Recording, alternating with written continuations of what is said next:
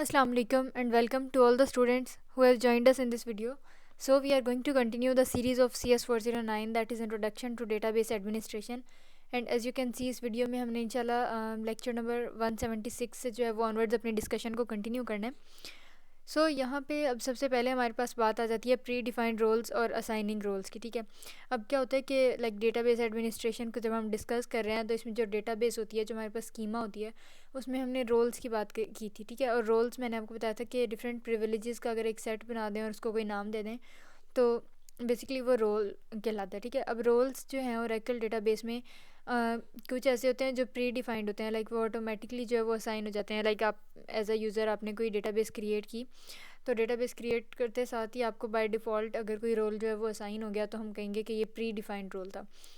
तो यहाँ पे अब आपके पास कुछ कह लें कि रोल्स हैं जैसे content, resource, dBA like database administrator. तो ये डिफरेंट रोल्स हैं आपके पास जो कंपैटिबिलिटी वगैरह के लिए जो है वो प्रोवाइड किए जाते हैं. फिर यहाँ पे दो आपके पास और रोल्स हैं, export full database and import full database, जो एक्सपोर्ट और इंपोर्ट फंक्शनैलिटी के लिए जो है वो यूज़ होते हैं. ठीक है, फिर उसके अलावा अगर आपने डेटा डिक्शनरी व्यूज़ को और पैकेजेस को एक्सेस करना है, उन तक अप्रोच हासिल करनी है, उनको मैनिपुलेट करना है, तो उसके लिए डिफरेंट रोल्स हैं. वो कौन कौन से हैं? Delete catalogue role, execute and select catalogue role. ठीक है, तो क्या है कि आपके पास these roles can be granted to users who do not have the DBA role but who requires an access.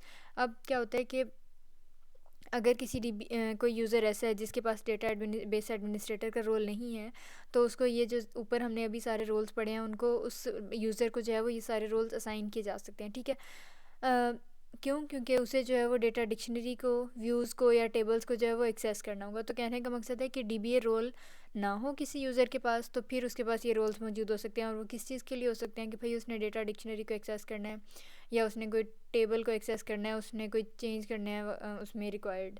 तो उसके अलावा और कुछ स्पेशल रोल्स हैं जैसे आपके पास यहाँ पे काफ़ी सारे ऑपरेटिंग सिस्टम्स पे कुछ रोल्स हैं. जैसे यहाँ पे हो गया OS operating system, OS dBA. ठीक है, उसके अलावा कुछ रोल्स जो हैं वो एसक्यूएल स्क्रिप्ट्स में हम डिफ़ाइन करते हैं. जैसे एडवांस्ड क्यूइंग एडमिनिस्ट्रेटर रोल है आपके पास. ठीक है, फिर आपके पास एडवांस्ड क्यूइंग यूज़र रोल है. तो मतलब ये डिफरेंट रोल्स जो हैं वो स्पेशल रोल्स कहलाते हैं और ये पहले से प्री डिफाइंड होते हैं. अब जैसे यहाँ पे select all from DBA sys privileges. अच्छा, अब यहाँ पे ये आपने सब्जेक्टिव और ऑब्जेक्टिव अगेन दोनों के लिए कुछ प्री डिफाइंड रोल्स हैं, उनके नेम है और उनकी डिस्क्रिप्शन है, ये आपने याद कर लेनी है.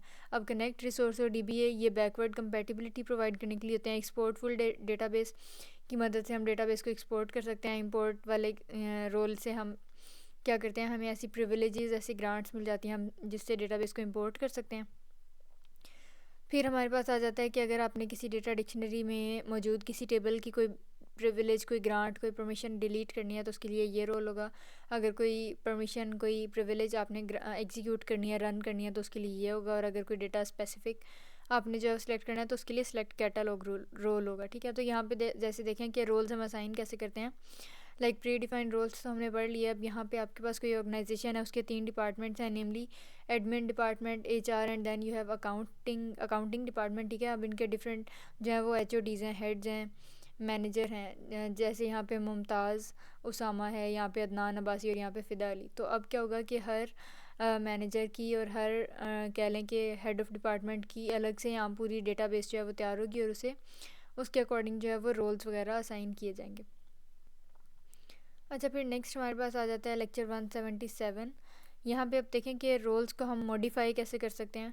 अब ऑल्टर रोल की स्टेटमेंट जो है वो यूज़ करके हम किसी भी रोल को, उसकी नेचर को, उसकी क्रिटिकलिटी को जो है वो हम चेंज कर सकते हैं. किसी भी रोल को हम रीवोक कर सकते हैं, वापस ले सकते हैं या असाइन कर सकते हैं, enable, disable and all this stuff.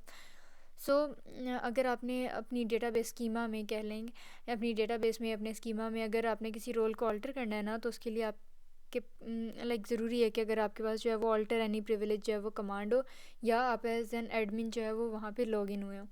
अब यहाँ पे कुछ सैम्पल एसक्यूएल स्टेटमेंट्स हैं जिससे हमें पता चलेगा कि हम ऐसे रोल्स को जो है वो कैसे ऑल्टर कर सकते हैं. अब जैसे ऑल्टर रोल, फिर रोल का नाम लिखा, आइडेंटिफाइड बाय ऑर्डर. अब आइडेंटिफाइड बाय और अनआइडेंटिफाइड बाय का क्या मतलब है ये मैं आपको पहले बता चुकी हूँ. इसी तरह यहाँ पे है ऑल्टर रोल, देन आपने क्या करना है, रोल का नाम लिखना है और फिर identified externally. And again I repeat, मैं आपको पहले बता चुकी हूँ प्रीवियस वीडियो में कि एक्सटर्नली का, ग्लोबली का, आइडेंटिफाइड, नोट आइडेंटिफाइड, इन सब चीज़ों का क्या डिफरेंस है. अच्छा, तो ये सिंटेक्स आपने याद रख लेना है। यहाँ पे अगेन थोड़ा सा सिनेरियो आ गया। अगर यहाँ पे वो आपसे पेपर में पूछ लेता है, एमसीक्यूज़ में भी आ सकता है ये सिंटेक्स, और शॉर्ट लॉन्ग में तो अगर कोई एसक्यूएल कोड आता है तो डेफिनेटली आपको ये करना ही होगा। सो ऑल्टर रोल, फिर आपने ये स्मॉल में जो है ये नेम है रोल का, फिर अब ये जो आपको स्लैश के साथ जो है वो चीज़ें नज़र आ रही हैं इस लाइन के साथ, इसका ये मतलब है कि ये ऑप्शनल हैं सारी। जैसे या तो नोट आइडेंटिफाइड होगा कोई रोल, या फिर आइडेंटिफाइड होगा, या बाय पासवर्ड होगा, या यूजिंग पैकेज होगा, या एक्सटर्नली होगा, या फिर ग्लोबली होगा। ठीक है, इन सबको पढ़ लेंगे, हम पहले जो है वो कर चुके हैं कि इनका क्या मतलब है। सो इस तरह से कुछ आपको इंटरफेस जो है वो ओरेकल डेटाबेस में उसके डेवलपमेंट इन्वायरमेंट में नज़र आएगा। अच्छा, फिर हम चलते हैं टॉपिक नंबर 178 की तरफ। यहाँ पे जो है ना वो हमने कुछ डिफ़ॉल्ट रोल्स की बात करनी है। ठीक हो गया। देखें यहाँ पे अब क्या है बेसिकली कि हम कुछ एसक्यूएल स्टेटमेंट्स देखेंगे जिसकी मदद से जिनकी हेल्प से जो है वो हम रोल्स को असाइन भी कर सकते हैं या इनेबल डिसेबल कर सकते हैं। तो अब यहाँ पे असाइन करने के लिए हम ग्रांट वर्ड यूज़ करते हैं। ठीक हो गया। तो अब लिखा हुआ है ग्रांट, अब ये रोल का नाम टू यूज़र का नाम, क्या आपने क्लर्क का रोल दे दिया किसको, स्कोट को। इसी तरह grant HR clerk to HR manager, के मैनेजर जो था एचआर डिपार्टमेंट का, आप उसको क्लर्क का रोल दे दिया। इसी तरह हम कुछ साथ ऑप्शंस भी लगा सकते हैं, कुछ एक्स्ट्रा डिटेल स्पेसिफिकेशंस हम बता सकते हैं यहाँ पे।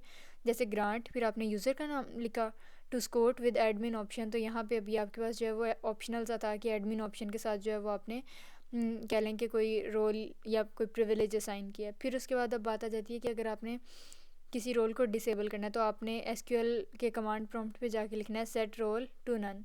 तो अब इससे क्या होगा कि जो भी रोल्स आपने सेट किए थे वो नन पे जाके सेट हो गए। फिर एक यूज़र जो है उसके काफ़ी सारे रोल्स हो सकते हैं, जैसे ऑल्टर यूज़र स्कोट। फिर अब हम यहाँ पे क्या कर रहे हैं, समझ लें स्कॉट यूज़र था हमारे पास और उसको हमने पहले कोई कह लें प्रिविलेजेस या रोल्स दिए हुए थे और अब हम चेंज करने जा रहे हैं, तो इसलिए यहाँ पे ऑल्टर वर्ड यूज़ किया, ऑल्टर की कमांड यूज़ की है। तो ऑल्टर यूज़र, यूज़र का नाम, डिफ़ॉल्ट रोल, अब जैसे मैंने कहा कि एक से ज़्यादा हो सकते हैं तो एचआर क्लर्क भी इसको दे दिया और ओई डिपार्टमेंट का भी कह लें उसे क्लर्क बना दिया। फिर आपके पास किसी यूज़र को हम डिफ़ॉल्ट रोल भी असाइन कर सकते हैं, ऑल्टर यूज़र, यूज़र का नाम, डिफ़ॉल्ट रोल ऑल, कि जितने भी डिफ़ॉल्ट रोल्स हैं कि भाई एक्सटर्नली भी होगा, ग्लोबली भी होगा, या फिर not identified by password and all this. तो यहाँ पे अगर हम ऑल कीवर्ड यूज़ करेंगे तो इससे क्या होगा कि जो ये यूज़र है स्कॉट, उसको ऑल्टर होके सारे मतलब डिफ़ॉल्ट बाय डिफ़ॉल्ट जो रोल्स आ रहे हैं सारे के सारे उसे मिल जाएंगे। ठीक हो गया। फिर उसके बाद इसी तरह हम कुछ चीज़ों को लिमिट भी कर सकते हैं, जैसे ऑल्टर यूज़र, यूज़र का नाम, डिफ़ॉल्ट रोल ऑल, लेकिन यहाँ पे अब आपने एक्सेप्शन लगा दी कि एक्सेप्ट एचआर क्लर्क। तो जब ये एसक्यूएल स्टेटमेंट आपके पास एग्जीक्यूट होगी तो अल्टीमेटली क्या होगा कि ये जो आपके पास यूज़र है स्कॉट, इसको बाकी सारी रोल्स, बाकी सारे प्रिविलेजेस तो ग्रांट हो जाएंगे एक्सेप्ट वन स्पेसिफिक रोल, और वो कौन सा है, एचआर क्लर्क का। ठीक है, तो मतलब इस तरह से।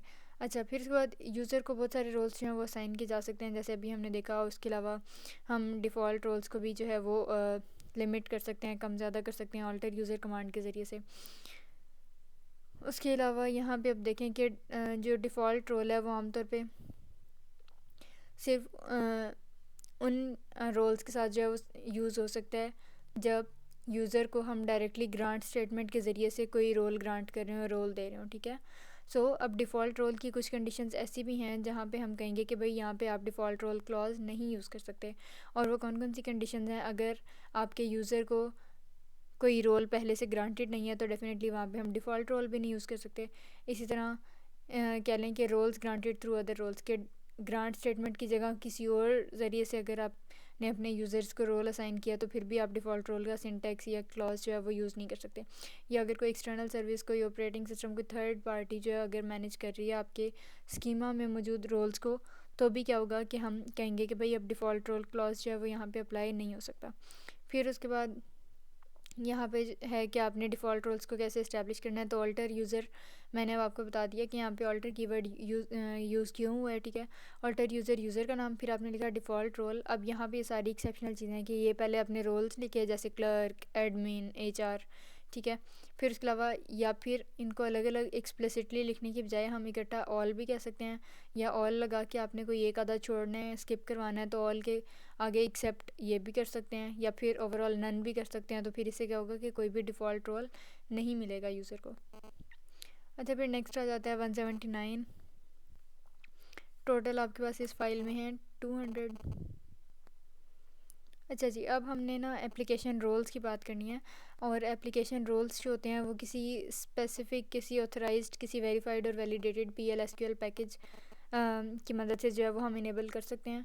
सो एक बात आपने यहाँ MCQs के लिए याद रखनी है कि एप्लीकेशन पैकेजेस और एप्लीकेशन रोल्स को इनेबल करने के लिए आपके पास जो है वो एक क्लॉज आपने PL/SQL स्टेटमेंट में लगाना है, कीवर्ड लगाना है, और वो क्या है, यूजिंग पैकेज। लाइक यूजिंग तो रिजर्व्ड कीवर्ड है, वैसे का वैसा रहेगा, और पैकेज में यहाँ आपने पैकेज का नाम लिखना होगा। अब जैसे क्रिएट रोल, आपने फिर आगे रोल का नाम लिख दिया। आइडेंटिफाइड, कि इसको कैसे आइडेंटिफाइड करना है, एक्सटर्नली इंटरनली, वो सारा नहीं है यहाँ पे। यूजिंग क्यों, क्योंकि मैंने आपको बताया कि भाई अगर आपने एप्लीकेशन रोल्स को डील करना है, एप्लीकेशन रोल्स को असाइन करना है, तो फिर आइडेंटिफाइड के आगे आपने यूजिंग कीवर्ड लगाना है, और यूजिंग के आगे क्या, उस पैकेज का नाम। तो ये जो HR.employee है, ये उस एप्लीकेशन का या उस पैकेज का नाम है। एक बात, फिर उसके बाद यूजिंग पैकेज क्लॉज जो है वो क्रिएट रोल स्टेटमेंट में जो है वो हम यूज़ करते हैं, ठीक है, जिसकी मदद से आपका एक एप्लीकेशन रोल क्रिएट हो जाता है। फिर उसके बाद एप्लीकेशन रोल को हम सिर्फ तभी इनेबल कर सकते हैं जब आपकी जो एप्लीकेशंस हैं वो PL/SQL पैकेज को कैलेंग के सपोर्ट कर रही हो या इनेबल कर रही हो उसको। फिर यहाँ पे अगेन वही सिंटेक्स आ जाता है, इसमें एडमिन रोल जो है वो रोल का नाम है। किस रोल का, एप्लीकेशन रोल का। क्यों, क्योंकि यहाँ पे आपने यूजिंग पैकेज कीवर्ड या कमांड लगा दिया ना, तो जब हम यूजिंग क्या कीवर्ड यूज़ करें या आगे कोई पैकेज का नाम लिखें यूजिंग पैकेज, तो आपके पास वो रोल कौन सा बन जाता है, एप्लीकेशन रोल। और उसके लिए ज़रूरी है कि आपके पास कोई स्पेसिफिक PL/SQL पैकेज या कोई एप्लीकेशन या इस तरह का कोई सॉफ्टवेयर जो है वो इंस्टॉल्ड हो। अच्छा जी, अब यहाँ पे टॉपिक आ जाता है हमारे पास 180, और हमने यहाँ पे बात करनी है कि हम रोल्स को जो है वो इनेबल या डिसेबल कैसे कर सकते हैं। तो कुछ रिस्ट्रिक्शंस होती हैं किसी भी स्पेसिफिक रोल को इनेबल या डिसेबल करने के लिए।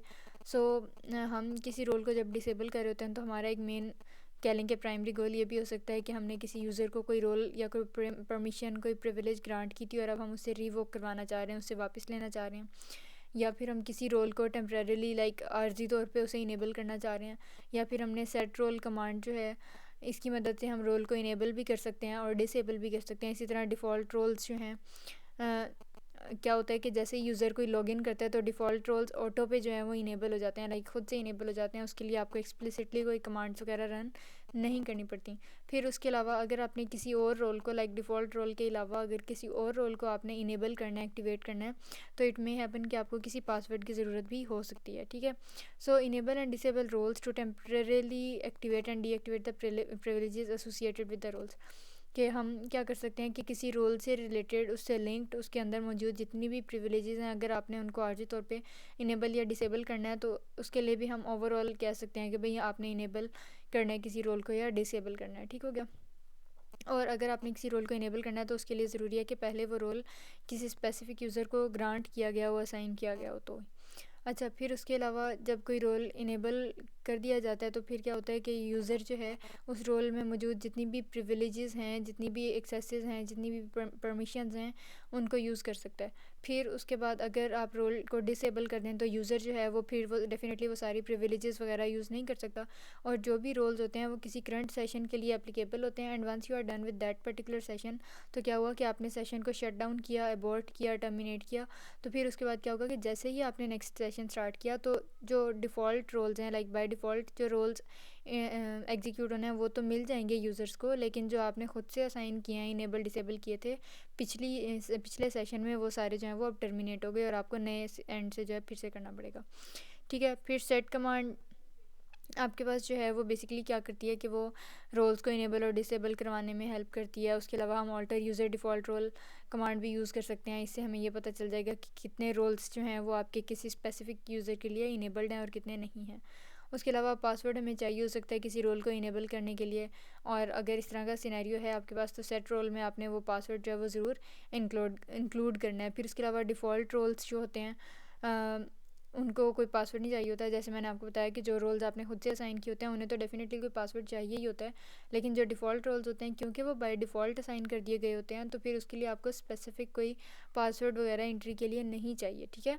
अब यहाँ पे आ जाती हैं कुछ रिस्ट्रिक्शंस। अब रोल जो है हम किसी स्टोर्ड प्रोसीजर से इनेबल नहीं कर सकते। अब स्टोर्ड प्रोसीजर लाइक प्रोसीजर्स मतलब फंक्शंस या क्या लें के कोड ब्लॉक्स कोई भी PL/SQL के, तो जो आपके डेटा डिक्शनरी में पहले से जो प्रोसीजर स्टोर्ड हैं उनके ज़रिए से नहीं आप रोल को इनेबल कर सकते। क्यों? क्योंकि अगर हम ऐसा करने की कोशिश करेंगे तो आपकी जो सिक्योरिटी डोमेन है, लाइक उस रोल में जितने भी प्रिविलेजेस आ रहे हैं वो सारे चेंज हो जाएंगे, तो फिर डेफिनेटली आपका सारा सिनेरियो जो है वो आगे पीछे हो जाएगा। तो इसलिए स्टोर्ड डोमेन्स की जगह हम क्या करते हैं कि हम लाइक स्टोर्ड प्रोसीजर्स की जगह हम एप्लीकेशन प्रोसीजर्स यूज़ करते हैं, जो किसी स्पेसिफिक एप्लीकेशन को किसी स्पेसिफिक पैकेज मतलब उसमें मौजूद होता है, और उसकी हेल्प से हम जो है वो रोल्स को इनेबल वगैरह कर सकते हैं। So if a stored procedure contains the command set role. अब जैसे हमने पढ़ लिया कि भाई जो अब हमने जैसे पढ़ लिया कि भाई स्टोर्ड प्रोसीजर्स आप नहीं यूज़ कर सकते सेट रोल करने के लिए या रोल को इनेबल वगैरह करने के लिए। तो अगर कोई कहे कि नहीं मैं फिर भी ट्राई कर लेता हूँ स्टोर्ड प्रोसीजर से, सो इट मे हैपन कि हमें किसी और प्रोसीजर की ज़रूरत ना पड़े और हम स्टोर्ड से सक्सेसफुल हो जाएं। सो अगर कोई डेटाबेस यूज़र इस तरह का करने की कोशिश करता है तो आपके पास एक रन टाइम पे एक एरर आ जाएगा, और वो एरर कौन सा है? Oracle 06565 and it clearly says के we can not execute set role from within stored procedure. ठीक है, तो एरर आ जाता है। अच्छा जी, अब यहाँ पे कुछ फिर आपके पास सैम्पल्स हैं। यहाँ पे जैसे देखें सेट रोल, रोल का नाम, सेट रोल, रोल का नाम, और आइडेंटिफाइड बाय, जैसे ग्रुप बाय समझ लें कि ऑर्डर। इस तरह सेट रोल ऑल के जितने भी रोल्स थे आपने उन सबको सेट करना है एक्सेप्ट एक रोल के अलावा, एक प्रिविलेज के अलावा, और वो कौन सी है? क्लर्क की। तो मतलब हम इस तरह से चीज़ें स्पेसिफाई कर सकते हैं। सो सेट रोल, अब यहाँ पे रोल का नाम आ गया, फिर जितनी भी कंडीशंस या क्लॉजेज हैं आपके पास, आइडेंटिफाइड बाय पासवर्ड और आइडेंटिफाइड बाय मतलब कोई भी यहाँ पे आपके पास एक्सटर्नली वगैरह हो सकता है, या फिर ऑल। और जब हम ऑल करते हैं तो अगर आप कोई एक आधा उसमें से स्किप करना चाह रहे हैं तो एक्सेप्ट कीवर्ड लगा देना है, और अगर कोई भी रोल सेट नहीं करना, सबको जो है वो रीवोक करना है, डिलीट करना है, तो आपने नन कीवर्ड यूज़ करना है। ठीक है, अब आ जाता है lecture 181। So it's about removing the roles. So basically अगर आपने कोई रोल किसी यूज़र को as a database administrator assign किया था, और अब at some point in future you do realise कि अच्छा मैंने तो रीवोक करना था, लाइक डिलीट करनी थी परमिशन, तो उसके लिए हम रीवोक कीवर्ड यूज़ करते हैं। ठीक है, तो अब जब मैंने कहा कि हम रीवोक करेंगे किसी रोल को, so what I basically mean कि हम किसी रोल को डिसेबल करेंगे और उस यूज़र से वो सारी परमिशंस, वो सारी प्रिविलेजेस जो हैं वो हम वापस ले लेंगे। ठीक है, अब जैसे हमने पहले पढ़ा कि जो सेट रोल कमांड है वो किसी रोल को इनेबल भी कर सकती है और डिसेबल भी कर सकती है। इसी तरह जो डिफ़ॉल्ट रोल्स हैं, जब भी कोई यूज़र अपने डेटाबेस स्कीमा में लॉगिन करता है अपने पासवर्ड और नेम के साथ, तो वो डिफ़ॉल्ट रोल्स उसे खुद से असाइन हो जाते हैं। इसी तरह जो आपने रोल्स खुद से एक्सप्लिसिटली डिफ़ाइन किए हैं उनके लिए पासवर्ड जो है वो चाहिए हो सकता है। तो अगर आपने जो है वो किसी यूज़र से कोई रोल्स, कोई परमिशंस वापस लेनी है, तो आपने रीवोक स्टेटमेंट यूज़ करनी है स्किल स्टेटमेंट के साथ, और उसके अलावा आपके पास एक प्रिविलेज, एक परमिशन होनी चाहिए, और वो कौन सी है? Grant any role. तो अब यहाँ पे कुछ सिंटेक्स है, यहाँ पे देखें रीवोक, और फिर आपने रोल का नाम लिखा। ठीक है, फ्रॉम किस यूज़र से आपने जो है वो वापस लेनी है। अब यहाँ पे देखें, अच्छा यहाँ पे एग्जांपल नहीं है, well let me show you. चलें फिर आगे जाके इसकी कोई किया तो फिर हम देखते हैं। अच्छा, यहाँ पे अब वो कह रहे हैं कि अगर आप ओरेकल एंटरप्राइज मैनेजर यूज़ कर रहे हैं, तो मतलब जिस तरह डिफरेंट वेरिएंट्स होते हैं डिफरेंट प्लेटफॉर्म्स, तो इसको हम यूज़ करते हुए किसी भी यूज़र से रोल जो है वो रीवोक कैसे करवा सकते हैं, वापस कैसे ले सकते हैं। तो उसके लिए आपको एक पूरा जो है वो मैकेनिज़्म यहाँ पे बताया हुआ है कि ओरेकल एंटरप्राइज मैनेजर के कंसोल पे आपने जाना है, वहाँ सिक्योरिटी टैब में जाना है, सिक्योरिटी टैब में आपने आगे यूज़र सेलेक्ट करना है, फिर आपने उस यूज़र को हाईलाइट करना है या मार्क करना है जहाँ से जिससे आपने रोल वापस लेना है, फिर आपने रोल्स ग्रांटेड पे जाना है, वहाँ से फिर रोल सेलेक्ट करना है कि कौन सा रोल वापस लेना है। तो मतलब राइट क्लिक करें अगर हम माउस के साथ, तो फिर आपको ऑप्शंस नज़र आएंगी, वहाँ से आपने रीवोक सेलेक्ट करना है, and once you are done with this तो आपने येस पे क्लिक कर देना है, जो भी डायलॉग बॉक्स ओपन होगा। ठीक है, सो अगर आपने किसी रोल को नए सिरे से रिमूव ही करना होता है तो हम ड्रॉप रोल स्टेटमेंट यूज़ करते हैं, और एसक्यूएल के कमांड प्रॉम्प्ट पे जाके आपने ड्रॉप रोल कैपिटलाइज लेटर में लिखना है, और आगे जो है वो आपने रोल का नेम लिख देना है। ठीक है, तो इसी तरह जैसे वो रीवोक की स्टेटमेंट आपके पास है, रीवोक करने के लिए रोल्स को आपके पास कह लें कि कीवर्ड होना चाहिए या प्रिविलेज होनी चाहिए, ग्रांट एनी रोल। इसी तरह अगर आपने किसी रोल को रिमूव करना है तो उसके लिए आपके पास प्रिविलेज या परमिशन होनी चाहिए ड्रॉप एनी रोल की। ठीक है, तो यहाँ पे अब देखें कि रोल्स को जब हम ड्रॉप करते हैं तो इससे क्या होता है कि सारे यूज़र्स जिनको भी वो रोल असाइन किया गया था वो रोल ऑटोमेटिकली उनकी स्कीमा से रिमूव हो जाता है, ख़त्म हो जाता है। ठीक है, और उसके अलावा इवन वो डेटाबेस से ही रोल जो है वो सारे का सारा ख़त्म हो जाता है। तो इसके लिए दो चीज़ें ज़रूरी हैं, या तो आपके पास drop any role privilege command ज़रूर होनी चाहिए, प्रिविलेज होनी चाहिए, या फिर एडमिन ऑप्शन होनी चाहिए, like you must be the admin of that particular schema. तो फिर क्या होगा कि हम किसी भी रोल को लाइक एक्सप्लिसिटली ड्रॉप कर सकते हैं। तो ये मैं अब आपको बता चुकी हूँ कि इसका क्या सिंटेक्स होता है, ड्रॉप रोल, एंड देन आपने क्या करना है, लिख देना है रोल का नाम। अच्छा, अब आ जाता है टॉपिक 182। यहाँ पे हमने कुछ जनरल गाइडलाइंस की बात करनी है फॉर क्रिएटिंग रोल्स। अब वो कह रहे हैं कि जो रोल होता है उसमें क्योंकि डिफरेंट प्रिविलेजेस होती हैं जो कोई टास्क कोई एक्शन परफॉर्म करने के लिए चाहिए होती हैं, तो बेसिकली जो रोल का नाम होता है या तो वो कोई एप्लीकेशन टास्क के हिसाब से होता है, उसके रेफरेंस से होता है, या फिर किसी जॉब के टाइटल के अकॉर्डिंग होता है। तो फिर अगर हम बात करें कि किसी यहाँ पे अब जैसे मैंने आपको बताया कि किसी एप्लीकेशन टास्क के अकॉर्डिंग हो सकता है, तो फॉर एग्जांपल आपने अपने ऑफिस में एक रोल जो है वो क्रिएट किया और उसका नाम रख दिया पे रोल। अब यहाँ पे ये एप्लीकेशन रोल के हिसाब से था, क्यों? क्योंकि ये जो रोल होगा या ये रोल जिस भी यूज़र को ग्रांट किया जाएगा, दिया जाएगा, तो वो रोल यूज़र जो है वो लाइक पे और सैलरीज़ वगैरह कैलकुलेट करने के लिए जो है वो ये वाला रोल यूज़ करेगा। तो इसलिए मैंने आपको कहा कि भाई इसमें डिफरेंट एप्लीकेशंस आ जाती हैं, जो किसी कोई डिफरेंट एक्टिविटीज़ आ जाती हैं जो किसी यूज़र ने परफॉर्म करनी होती है, तो हम कोशिश करते हैं कि रोल का नाम उस हिसाब से रख दें। फिर दूसरी हमने बात की थी कि हम किसी जॉब के टाइटल के अकॉर्डिंग भी कर सकते हैं। तो अब क्लर्क जो है वो आमतौर पे सैलरीज़ वगैरह सैलरी स्लिप्स आपको निकाल के दे रहा होता है, ठीक है। तो आपने यहाँ पे देखें जॉब टाइटल के अकॉर्डिंग आपने जो है वो उसका नाम रोल का रख दिया पे क्लर्क। तो अगर आपने किसी एप्लीकेशन में कोई मॉडिफिकेशन वगैरह करनी हो तो फिर हम क्या करते हैं कि सिंपल हम पे रोल एप्लीकेशन रोल में नई नई जो है वो कह लें कि एड ऑन फीचर्स या मॉडिफिकेशंस वगैरह हम करते जाते हैं, ठीक है। और इसकी मदद से क्या होता है कि वो सारे यूज़र्स जो वो वाला रोल उस वक्त एग्जीक्यूट कर रहे हैं जिनको वो रोल मिला हुआ है, ऑटोमेटिकली वो नई प्रिविलेजेस या वो नए चेंजेस ऑटोमेटिकली जो है वो ऐड अप होते जाते हैं, तो आपको बार बार जो है वो चेंजेस नहीं करने पड़ते, ठीक हो गया। फिर उसके अलावा पासवर्ड्स जो हैं, अगर आपने अपने रोल को इनेबल करने के लिए कोई पासवर्ड की लिमिट रखी हुई है तो इससे क्या होगा कि आपके रोल को जो है वो एक एडिशनल लेवल ऑफ सिक्योरिटी मिल जाता है। और अल्टीमेटली अगर कोई आपका ऐसा रोल है जो बहुत ज़्यादा क्रिटिकल है, क्रूशियल है, कि उसमें सेंसिटिव डेटा को आपने डील करना है, देन मेक श्योर करें कि आप पासवर्ड जो है वो ज़रूर सेट करें, ताकि कोई भी इलीगल या कह लें कि इंट्रूडर जो है वो आपके सिस्टम को हैक ना कर सके, एक्सेस ना कर सके।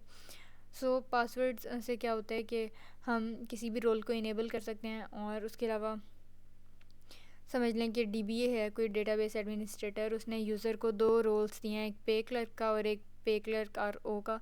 तो अब क्या होगा कि अगर पे क्लर्क फंक्शन ने सारे इंपॉर्टेंट फंक्शंस परफॉर्म करने हैं तो वहाँ पे पासवर्ड सेट कर दिया जाएगा। तो अब जैसे यहाँ पे देखें पे क्लर्क है, उसने insert, update, delete, select privileges, तो मतलब इतने सारे इंपॉर्टेंट फंक्शंस उसने स्कीमा में करने हैं। तो हम उस मतलब रोल को जो है वो पासवर्ड से प्रोटेक्ट करेंगे। And what I basically mean कि जब आपने उस रोल को इनेबल करना होगा तो हम कहेंगे कि भाई पहले पासवर्ड एंटर करो and then you can access this particular role. और ये जो पे क्लर्क RO है, इसने सिंपल जो है वो सेलेक्ट कमांड यूज़ करनी है, तो ऐसे जिसमें ज़्यादा कुछ निटी ग्रिटी नहीं है, एंड तो हम सिंपल इसको डिफ़ॉल्ट रोल की तरह डील कर सकते हैं। एंड जब हम डिफ़ॉल्ट रोल की तरह डील करते हैं तो डेफिनेटली वहाँ पे जो है वो आपको कोई पासवर्ड वगैरह सेट करने की ज़रूरत नहीं होती, ठीक है, वो बाय डिफ़ॉल्ट असाइन हो जाता है। अच्छा जी, अब आपके पास आ जाता है lecture number 183 which is using roles data dictionary views. आप यहाँ पे देखें कि अच्छा, अब जहाँ पे भी आपको डेटा डिक्शनरी व्यूज़ की बात मतलब देखने को मिलेगी, तो अब तक अगर आपने सारे लेक्चर्स देखे हैं तो आपको आइडिया हो गया होगा कि हमने यहाँ पे लाइक ऑपरेटर यूज़ करना है। और जो लाइक ऑपरेटर होता है उसमें हम बेसिकली परसेंटेज साइंस के दरमियान में जो है वो अपनी क्यूरी को लिख रहे होते हैं। तो अब यहाँ पे अब अगर आपने बाय रोल जो है फ़िल्टर करना है तो हम सिलेक्ट, फिर आगे कॉलम्स के नाम फ्रॉम डेटा डिक्शनरी वेयर, जहाँ पे टेबल नेम क्या हो रोल, तो यहाँ से क्या होगा कि हम रोल्स के सारे डेटा डिक्शनरी व्यूज़ को एक्सेस कर सकते हैं। फिर अब रोल्स के डिफरेंट व्यूज़ हैं, अब इनको आपने शॉर्ट के लिए लॉन्ग के लिए याद कर लेना है। अब DB_रोल रोल से आपकी डेटाबेस में जितने भी रोल्स एग्जिस्ट करते हैं वो आपको नज़र आ जाएंगे। इसमें जितनी भी प्रिविलेजेस हैं, जितने भी यूज़र्स एंड रोल्स हैं, वो सारे आपको मिल जाएंगे। इसी तरह यहाँ पे अब जैसे देख लें रोल से प्रिविलेजेस, तो इससे सिस्टम प्रिविलेजेस आपको मिलेंगी देखने को। रोल टैब प्रिविलेजेस में आप ऑब्जेक्ट प्रिविलेजेस एक्सेस कर सकते हैं, ठीक है। तो मतलब ये डिफरेंट आपके पास रोल के व्यूज़ हैं, इनको आपने सब्जेक्टिव वगैरह के लिए देख लेना है। अच्छा जी, अब आपके पास यहाँ पे आ जाते हैं कि एक यूज़र है और उसको जो है जिसका नाम है U1, और उसको डिफरेंट प्रिविलेजेस, डिफरेंट परमिशंस दी गई हैं, और वो कौन कौन सी हैं, सिलेक्ट और अपडेट। अब ये जो यूज़र 1 है वो किस टेबल से ये सिलेक्ट और अपडेट वगैरह कर सकता है, टेबल एम्प्लॉय से। अब आपने क्या करना है कि आपने ये जो एम्प्लॉय है समझ लें, उसको कोई रोल असाइन करना है, तो आपने कहना है signing employ to user U1। तो खैर ये एक जेनेरिक सी एग्जांपल थी, ये कोई SQL कोड नहीं है आपका, कोई हार्ड एंड फास्ट। वेल अब यहाँ पे SQL का आपका कमांड प्रॉम्प्ट आ जाता है, इसमें सेलेक्ट के आगे आपने कॉलम्स के नाम दिए, फ्रॉम क्या लें कि उस व्यू का नाम दिया, वेयर। अब आपने एक कंडीशन लगा दी, and I have already told you a number of times कि जो वेयर क्लॉज होता है ना, ये एडिशनल होता है, ये थोड़ा सा आपके डेटा को स्पेसिफाई कर देता है, फ़िल्टर आउट कर देता है, लेकिन ये मैंडेटरी नहीं है, इसको यूज़ करना लाजमी नहीं है।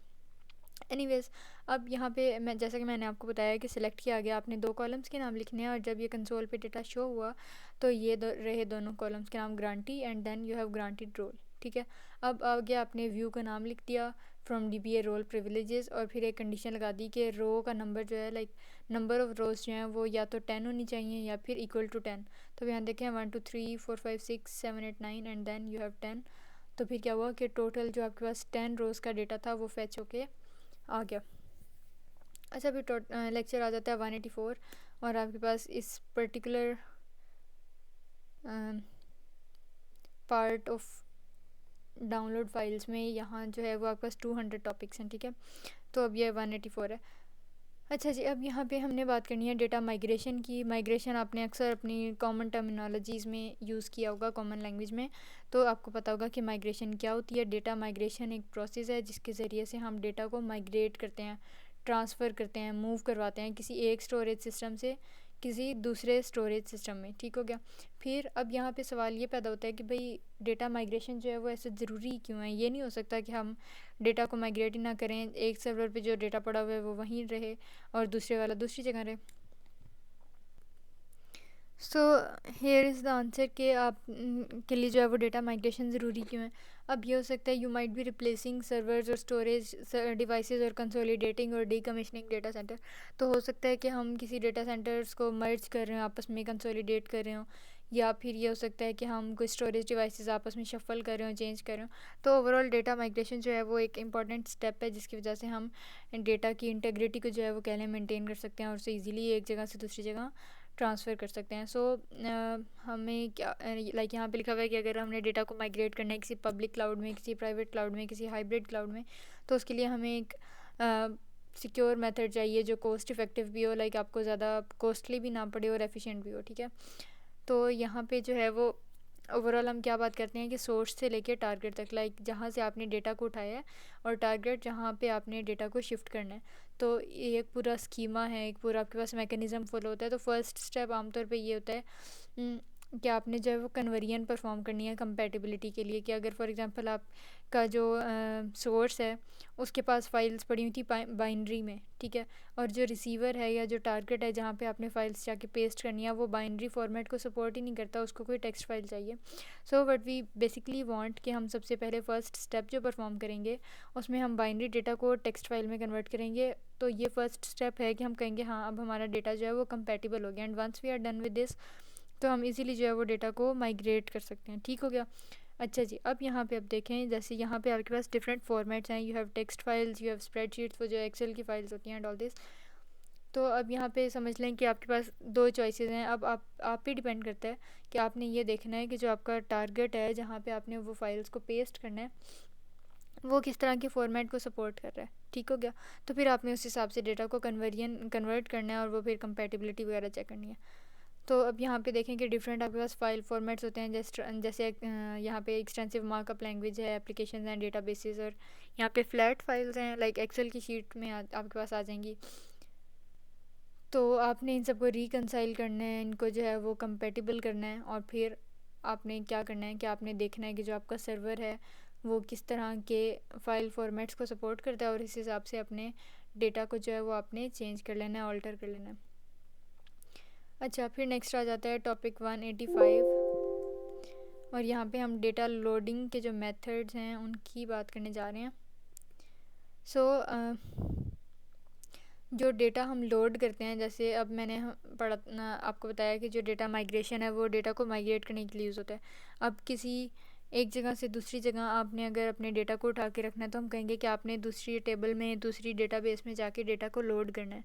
तो इसके लिए काफ़ी सारे तरीके हैं, लेकिन इस पर्टिकुलर मॉड्यूल में हमने 2 मेथड्स देखने हैं, एक है डायरेक्ट लोड और एक है एसक्यूएल लोडर। ठीक है, तो सबसे पहले एसक्यूएल लोडर मेथड की बात करते हैं। तो इसमें क्या होता है कि हम डेटा को लोड कर सकते हैं किसी एक्सटर्नल फाइल से उठा के किसी डेटाबेस के टेबल के अंदर। ठीक है, सो अगेन आई रिपीट कि जो एसक्यूएल लोडर मेथड होता है उसमें हम एक्सटर्नल फाइल से डेटा को लेते हैं और उसे हम अपनी डेटाबेस के किसी टेबल में पेस्ट कर देते हैं। तो ये एक पावरफुल डेटा पार्सिंग इंजन है कि हम इसे जो है वो अपने डेटा को छोटे छोटे पार्ट्स में डिवाइड कर देते हैं, लेकिन क्या होता है कि छोटी सी एक लिमिट लग जाती है। एक छोटी सी इसकी ड्रॉबैक है कि फॉर्मेट जो है वो स्पेसिफिक आपके पास जो है ये मेथड है। फिर डायरेक्ट लोड मेथड होता है और इसमें बेसिकली अगर आप सेम डेटाबेस के अंदर काम कर रहे हैं तो एक टेबल से डेटा को उठा के दूसरे टेबल में पेस्ट करना हो तो हम डायरेक्ट लोड मेथड यूज़ करते हैं। ठीक है, और ये इंसर्ट ऑपरेशन वगैरह को स्पीड अप भी कर देता है। अच्छा, फिर नेक्स्ट हमारे पास आ जाता है टॉपिक 186। यहाँ पे हमने डायरेक्ट एंड पैरेलल लोड की बात करनी है। अब जो डायरेक्ट लोड है या जिसे हम डायरेक्ट लोड इंसर्ट कहते हैं वो डिफरेंट वेज़ में परफॉर्म किया जा सकता है, सीरियली या पैरेलल। लाइक सीरियल वे में करेंगे तो हम उसे नॉर्मल वे कहते हैं, या दूसरा आपके पास पैरेलल होता है। उसके अलावा हम पार्टीशन टेबल्स यूज़ कर सकते हैं या नॉन पार्टीशन टेबल्स यूज़ कर सकते हैं, या इवन कोई सिंगल पार्टीशन किसी टेबल की यूज़ कर सकते हैं। या फिर हम ये डिसाइड कर सकते हैं कि आपने रीडू डेटा की लॉग फाइल्स क्रिएट करके इसको डायरेक्ट लोड को यूज़ करना है या नहीं करनी, आपने रीडू लॉग फाइल्स क्रिएट नहीं करनी। तो रीडू लॉग फाइल्स मैंने आपको बताया था कि ये होता है कि आपने एक बार टेबल फॉर एग्जांपल क्रिएट कर लिया या कोई भी डेटाबेस, उसमें with the passage of time, with the course of time आप जो जो भी चेंजेस करते हैं तो वो एक एक करके अगर हम कोई एक डॉक्यूमेंट पूरा तैयार कर लें कि हाँ इसमें ये चेंज हुआ था, तो वो आपके पास ओवरऑल जो एक डॉक्यूमेंट या वो जो पीस ऑफ पेपर बनता है ना, उसको हम कहते हैं कि ये आपके पास है रीडू डेटा। ठीक हो गया। अच्छा, अब लाइक डायरेक्ट लोड की डिस्कशन को हम कंटिन्यू करें तो जैसा कि मैंने भी आपको बताया कि इसकी 2 टाइप्स हैं कि या सीरियल जिसे हम नॉर्मल वे कह रहे हैं और दूसरा आपके पास पैरेलल। ठीक है, तो अब जैसे आपके पास डिफरेंट है इंसर्ट, अपडेट और डिलीट, इस तरह। तो उनमें से ये जो इंसर्ट कीवर्ड है या इंसर्ट एसक्यूएल कमांड है वो सपोर्ट की जाती है। लाइक डायरेक्ट लोड इंसर्ट जो है वो इंसर्ट कीवर्ड को यूज़ करता है। उसके अलावा इसमें क्या होता है कि सिलेक्ट इज डिटरमिन्ड फ्रॉम इधर पैरेलल हिंट्स और पैरेलल टेबल डेफिनेशन। तो यहाँ पे अगर हमने सेलेक्ट कमांड यूज़ करनी हो कि आपने किस किस कॉलम पे जो है वो ऑपरेट करना है, तो ये काफ़ी सारे फैक्टर्स की मदद से हम डिटरमिन कर सकते हैं, जिसमें आपके पास कुछ हिंट्स आ जाती हैं या फिर टेबल्स की हम डेफिनेशंस वगैरह को चेकआउट कर रहे होते हैं। सो यहाँ पे अब आपके पास आ जाता है कमांड लाइन इंसर्ट और फिर ये अपेंड करना है आपने। अपेंड का मतलब होता है to add something across the end, कि किसी चीज़ के एंड पे जब हम ऐड करते हैं तो उसको हम मिला के कहते हैं कि हमने अपेंड कर दिया डेटा को। ठीक है, तो इंसर्ट, फिर ये जो भी डेटा आपने लोड किया वो यहाँ पे लिख देना है इस स्टेरिक साइंस के दरम्यान, आस्ट्रिस्क साइन के दरम्यान, और फिर आपने इंसर्ट इनटू फिर टेबल का नाम। तो हम इसको जो है वो एग्जाम्पल की हेल्प से देखते हैं। जैसे देखें इंसर्ट अपेंड, ये सारा जो है वो डेटा यहाँ पे लोड जाएगा इनटू टेबल का नाम। फिर नो लॉगिंग, जैसे मैंने अभी आपको शुरू में बताया था कि भाई हम ये डिसाइड कर सकते हैं या हम खुद से सोच सकते हैं कि आपने लॉगिंग फ़ाइल क्रिएट करनी है या नहीं करनी। तो यहाँ पे स्पेसिफिक केस में हमने कह दिया कि नो लॉगिंग, कि आप नहीं चाहते कि कोई रीडू लॉग फाइल क्रिएट हो। ठीक हो गया। अब जैसे यहाँ पे मैंने आपको बताया था कि सब क्यूरी लिखनी है। सो हमें पता है कि किसी क्यूरी के अंदर अगर हम कोई क्यूरी लाइक क्यूरी आपके पास कोई पेरेंट क्यूरी है और अगर हम उसके अंदर कोई चाइल्ड क्यूरी बना रहे हैं तो डेफिनेटली सिंटैक्स तो सेम ही रहेगा। ये तो नहीं है कि अगर हम सब क्यूरी बना रहे हो तो हम सेलेक्ट की जगह कोई नया कीवर्ड ही इन्वेंट करेंगे और वहाँ से स्टार्ट करेंगे। तो आपने सिंपल इस चीज़ में कंफ्यूज नहीं होना एक बात। अच्छा, अब यहाँ पे देखें सिलेक्ट, इसका साइन का क्या मतलब है आपके पास कि सिलेक्ट ऑल फ्रॉम T_employees। अब ये आपके पास स्पेसिफिक टेबल का नाम था और यहाँ पे आ गई commit statement. And what I basically mean over here के कमिट से बेसिकली क्या होता है कि हमने लाइक जो भी आप ऊपर एसक्यूएल कमांड जो भी क्यूरीज हमने रन की होती हैं ना, वो सारी ट्रांजेक्शन्स आपके पास कमिट हो जाती हैं, लाइक एंड हो जाती हैं, टर्मिनेट हो जाती हैं, और फिर वो डेटाबेस में कोई स्टोरेज जो है वो नहीं ले रही होती। ठीक हो गया। अच्छा, अब हमने स्टार्ट में बात की थी कि एक पैरेलल डायरेक्ट लोड होता है, लेकिन वो नॉर्मल वे नहीं था, और नॉर्मल कौन सा था, सीरियल। सो अब यहाँ पे थोड़ा सा डिफरेंस आ जाता है पैरेलल डायरेक्ट लोड में और सीरियल डायरेक्ट लोड में। इसमें क्या होता है, लाइक पैरेलल डायरेक्ट लोड में हम कुछ प्रोसेसेस जो हैं वो यूज़ करते हैं। हम कौन, जो आपका ओरेकल का सर्वर है, ओरेकल डेटाबेस का, अब वो कौन कौन से प्रोसेसेस हैं या उन्हें हम कलेक्टिवली क्या कहते हैं, पैरेलल क्यूरी स्लेव्स। और वो बेसिकली क्या करते हैं, वो टेबल में डेटा को इंसर्ट करने के लिए यूज़ किए जाते हैं। ठीक है, उसके अलावा अब यहाँ पे देखें कि आपके पास जब कोई ट्रांजैक्शन कमिट होती है, लाइक एंड होती है, तो उसमें जो एक्सटेंट्स होती हैं इंडिविजुअल सेगमेंट्स में, तो वो फ़ौरन से जाके खुद से उस टेबल का पार्ट बन जाती हैं। एंड डू रिमेंबर कि हम ये बेसिकली क्या कर रहे हैं, हम डेटा को लोड कर रहे हैं कि आपने किसी एक्सटर्नल फाइल से डेटा को उठाना है और उसे अपने डेटाबेस में मौजूद टेबल में पेस्ट कर देना है, ठीक है। सो अब यहाँ पे देखें, जैसे हमने सीरीज़ लाइक सीरियल सॉरी यहाँ पे लेट मी चेक, हाँ सीरियल। अच्छा, अब यहाँ पे सीरियल और पैरेलल का हम बेसिकली देख रहे हैं। तो सीरियल में ये सारा सिनेरियो आपके पास सेम था, ठीक है, बस यहाँ पे कमिट कीवर्ड या कमिट कमांड कह लें कि वो यूज़ हुई थी। और पैरेलल में जो है वो यहाँ पे आपने बस एक नई चीज़ याद रखनी है कि आपने ऊपर एक स्टेटमेंट या एक लाइन ऐड करनी है PL/SQL कोड ब्लॉक की, और वो क्या है, alter session enable parallel DML। अब DML क्या होता है, डेटा मैनिपुलेशन लैंग्वेज, ठीक है, जैसे हमने DDL पढ़ा था, डेटा डेफिनेशन लैंग्वेज। सो अब बस आपने पैरेलल और सीरियल के डायरेक्ट लोड में डिफरेंस याद रखना है कि अगर आप पैरेलल वाला कोई PL/SQL कोड ब्लॉक लिखना है तो आपने ये पहली लाइन जो वो लिख देनी है, ठीक हो गया। फिर हम मूव ऑन करते हैं अपने टॉपिक नंबर 187 की तरफ। अच्छा जी, अब यहाँ पे आ जाता है SQL लोडर। SQL लोडर जो है आपके पास वो बेसिकली डेटा को लोड करता है किसी एक्सटर्नल फाइल से आपके ओरेकल डेटाबेस के टेबल्स में, ये अभी हमने पढ़ा है। अच्छा, वो अगर आपसे पेपर में पूछ लेता है कि SQL लोडर के कुछ फ़ीचर्स आपने बताने हैं तो वो क्या फ़ीचर्स हैं। अब जो SQL लोडर होता है ना, वो एक से ज़्यादा इनपुट फाइल्स यूज़ कर सकता है। उसके अलावा काफ़ी सारे इनपुट रिकॉर्ड्स को उठा के किसी एक लॉजिकल रिकॉर्ड में रख सकता है कंबाइन करके। उसके अलावा इसमें जो इनपुट के फील्ड्स होते हैं, लाइक उनका जो साइज़ होता है, कह लें वो फिक्स्ड साइज़ का भी हो सकता है और वो वेरिएबल साइज़ का भी हो सकता है। और यहाँ पे एक और बात है कि जो इनपुट डेटा है आपके पास वो किसी भी फॉर्मेट में हो सकता है, be it the character, be it binary, packed decimal, date या जोन डेसिमल। तो इसमें से कोई भी आपके पास फॉर्मेट है वो इक्वली वैलिड है, इक्वली एप्लीकेबल है किस चीज़ के लिए, आपके SQL लोडर के लिए, ठीक हो गया। फिर इसके फीचर्स की अगर हम डिस्कशन को कंटिन्यू करें तो डेटा जो है वो डिफरेंट टाइप्स ऑफ मीडिया से उठा के, different type of external file से उठा के जो है वो कलेक्ट करके लाइक हम जो वो लोड कर सकते हैं अपने टेबल्स में। वो कौन कौन से फिजिकल मीडियाज़ हो सकते हैं, डिस्क हो सकती है, कोई टेप हो सकता है, कोई नेम्ड पाइप हो सकता है। अच्छा, अब ये जो नेम्ड पाइप्स हैं जैसे वो first in first out FIFO order में हमने CS604 में पढ़े थे ऑपरेटिंग सिस्टम्स में, if you do remember. Any ways, अब यहाँ पे देखें कि डेटा को जो है वो डिफरेंट टेबल्स में एक ही रन में, एक ही सेशन में जो है वो हम लोड कर सकते हैं। अब ये याद रखें कि हम SQL लोडर के कुछ फ़ीचर्स की बात कर रहे हैं, ठीक है। उसके अलावा यहाँ पे आपके पास डिफरेंट ऑप्शंस अवेलेबल होते हैं कि अगर हमने किसी टेबल में कोई डेटा रिप्लेस करना है, लाइक रद्दो बदल करनी है, कोई तब्दील करना है, या फिर अपेंड करना है। और अपेंड का क्या मतलब होता है कि आपने उस टेबल के एंड पे जो है वो डेटा को ऐड करना है, ठीक है। उसके अलावा SQL फंक्शंस वगैरह जो हैं वो भी हम अप्लाई कर सकते हैं। इसी तरह मज़ीद इसके फंक्शंस आगे के कॉलम की जो वैल्यूज़ होती हैं उनको हम ऑटो जनरेट कर सकते हैं। जैसे हमने सैरोगेटेड कीज़ पढ़ी थी, कोई सीक्वेंशियल कीज़ होती हैं, सैरोगेटेड कीज़ होती हैं आर्टिफिशियल कीज़ की। अगर आपने कोई प्राइमरी की सेट नहीं की तो सैरोगेटेड की, लाइक मैंने जैसे आपको एक किसी प्रीवियस वीडियो में करके दिखाया था कि फॉर एग्जांपल यहाँ से हम कोई लिस्ट वाली ऑप्शन जब यूज़ करते हैं तो जैसे ही मैं नेक्स्ट लाइन पे जाऊँगी तो वो 1 के बाद 2 नंबर ऐड हो जाएगा, फिर नेक्स्ट हम करेंगे तो 3, फिर 4, तो मतलब वो खुद से ऑटो इंक्रीमेंट होता है। तो कॉलम वैल्यूज़ जो हैं आपके पास SQL लोडर में वो ऑटो पे इंक्रीमेंट भी हो जाती हैं, डेटा को डायरेक्टली लोड भी कर सकते हैं।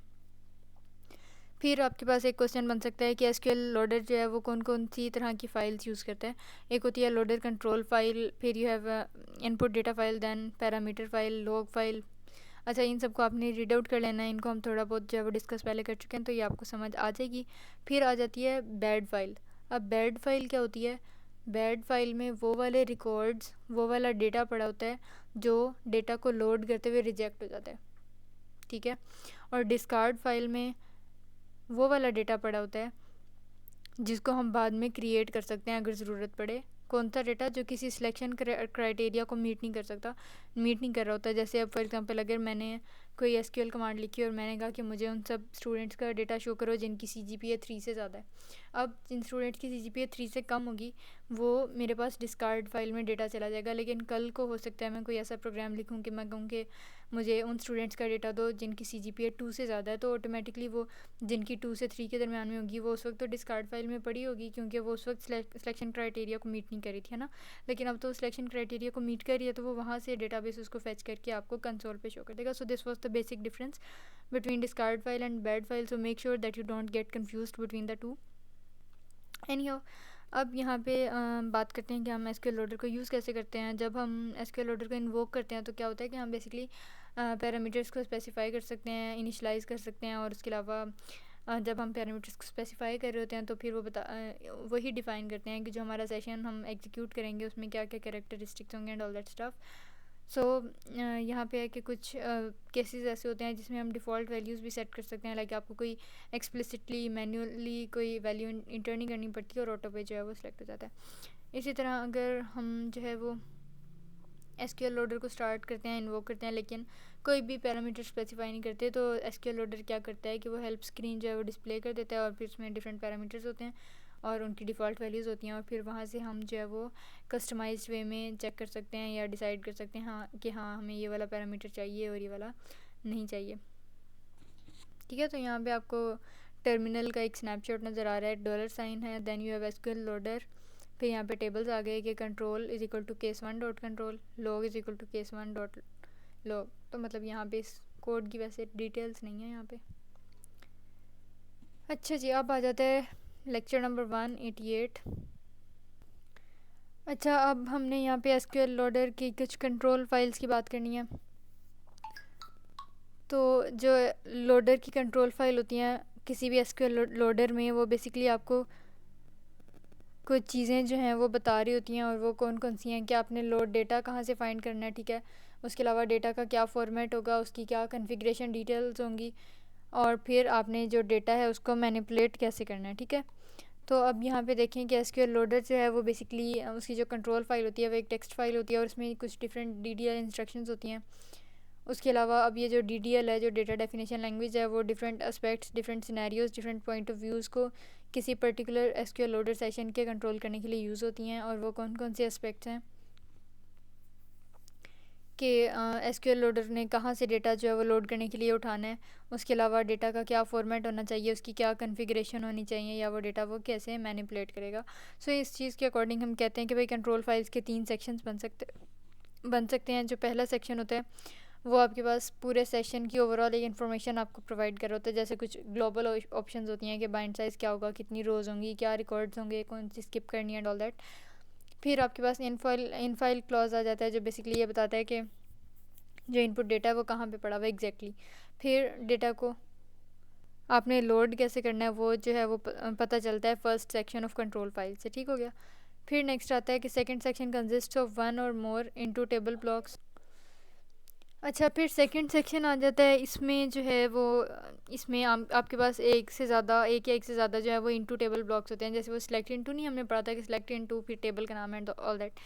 तो फिर इसमें जो है वो हर ब्लॉक की कुछ इन्फॉर्मेशन होती है, जैसे कब लोड करना है, उसका नाम क्या होगा, उसमें कौन कौन से कॉलम्स वगैरह होंगे। फिर थर्ड सेक्शन ऑप्शनल होता है और उसमें अगर मौजूद है तो उसमें इनपुट डेटा होगा और अगर नहीं भी है तो नॉट अ बिग डील।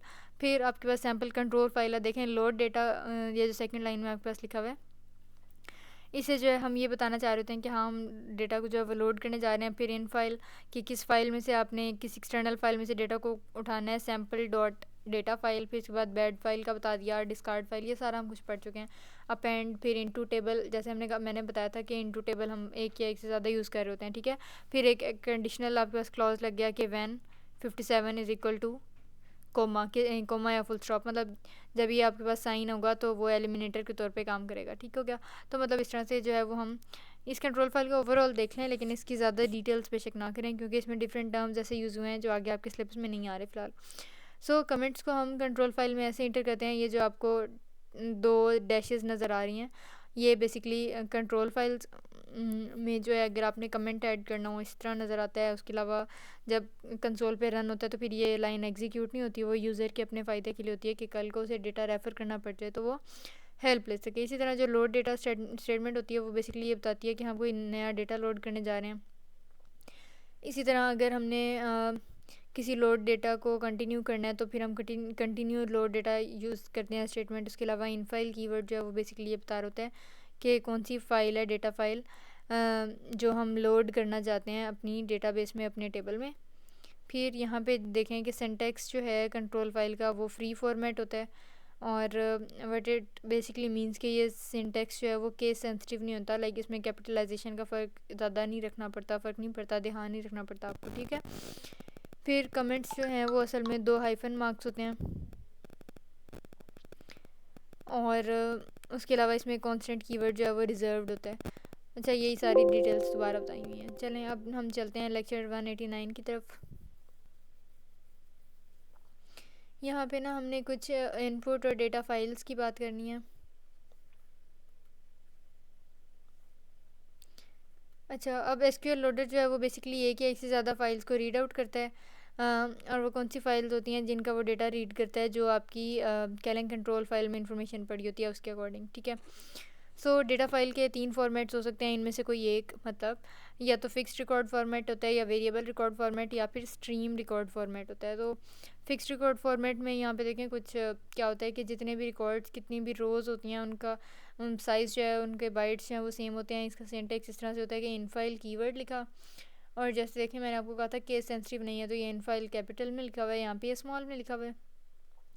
फिर डेटा फाइल का नाम लिखा, और डेटा फाइल वो वाली फ़ाइल होती है जिसमें से हम स्पेसिफाई करते हैं कि यहाँ से आपने डेटा को उठाना है। तो सिंगल कोटेशन में लिखें या डबल कोटेशन में, it doesn't matter at all.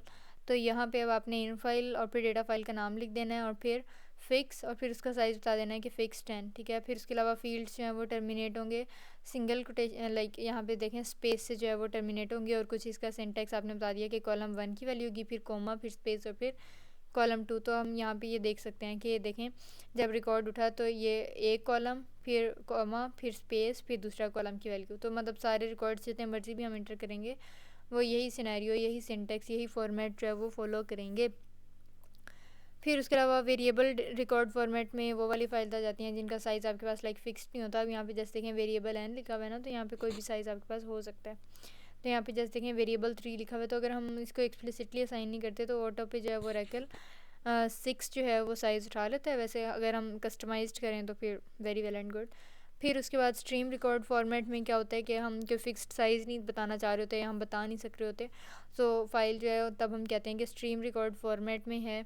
और उसके अलावा इसमें और वेरिएबल, लाइक ये जो अभी हमने ऊपर पढ़ा है वेरिएबल रिकॉर्ड फॉर्मेट, इन दोनों में ये डिफरेंस है कि जो SQL loader stream record format के केस में क्या करता है कि ये रिकॉर्ड बनाता है कि पहले किसी रिकॉर्ड टर्मिनेटर को स्कैन करता है, किसी ऐसे कीवर्ड को ढूंढता है जो एज अ टर्मिनेटर एक्ट करे, फिर उसे जहाँ जहाँ पे वो नज़र आता है तो उस हिसाब से वो लाइंस को टर्मिनेट करता है। तो अब यहाँ पे जैसे देखें कि कुछ कैरेक्टर्स ऐसे हैं जो एज अ टर्मिनेटर काम कर सकते हैं, /n/t हॉरिजॉन्टल टैब के लिए, /f/v वर्टिकल टैब के लिए, इसी तरह /r कैरीज रिटर्न के लिए। तो मतलब इस तरह से डिफरेंट कैरेक्टर्स जो हैं वो एज अ टर्मिनेटर काम करते हैं। अच्छा, अब हमारे पास आ जाता है कि एग्जांपल डॉट डेटा फाइल, ये जो आपके पास है, इसमें डेटा हम लोड करें स्ट्रीम फाइल की मदद से। और यहाँ पे देखें लोड डेटा, इस लाइन का क्या मतलब है ये मैं आपको बता चुकी हूँ। इन फाइल, फिर आगे आपने डेटा फाइल का नाम लिखा, और फिर आपने टर्मिनेटर लगा दिया कि /n जो है एज अ टर्मिनेटर काम करेगा। फिर इनटू तो हर जगह हो रहा है, इनटू टेबल, और फिर टेबल का नाम लिख दिया। फिर फील्ड्स जो हैं वो टर्मिनेट होंगे कॉलम लाइक कोमा से, और या फिर वो डबल कोटेशन से भी क्लोज हो सकते हैं। तो फिर देखें कुछ इस तरह से आपके पास रिजल्ट होगा। सो ये आपने बस 3 फॉर्मेट्स और उनके सिंटैक्स जो हैं वो याद रखने हैं।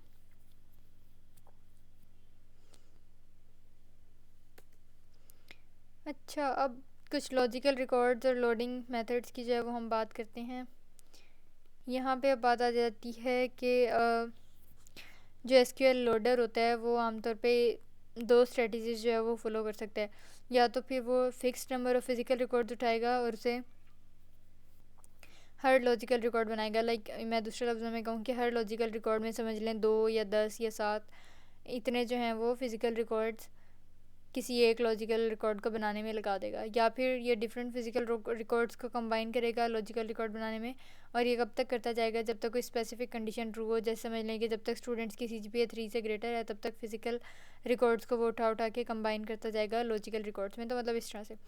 तो यहाँ पे अब जो लॉजिकल रिकॉर्ड्स हैं आपके पास, यहाँ पे अब बेसिकली क्या है कि एसक्यूएल लोडर जो है वो आपके पास वही बात रिपीट होगी कि बाय डिफ़ॉल्ट क्या होता है कि एक फ़िज़िकल रिकॉर्ड जो होता है वो असल में एक लॉजिकल रिकॉर्ड ही होता है, लेकिन हम कुछ एडिशनल फ्लेक्सिबिलिटी वगैरह ऐड करने के लिए उसमें काफ़ी ज़्यादा फ़िज़िकल रिकॉर्ड्स को मिला के हम उसका एक लॉजिकल रिकॉर्ड बना सकते हैं।